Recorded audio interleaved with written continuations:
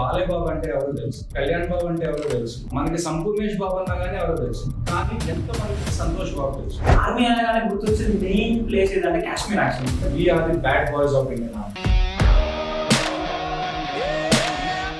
For the last 35 years, 1919 లో Kashmir Pandit exodus. We don't feel powerful when we hold a weapon. We feel very responsible when we hold a weapon. On ground exact road మీద ఏం జరుగుతుందో నా కళ్ళతో నేను చూశాను. ఆడవాళ్ళ రెస్ట్ చేయడం, వాళ్ళని రేప్ చేయడాలు.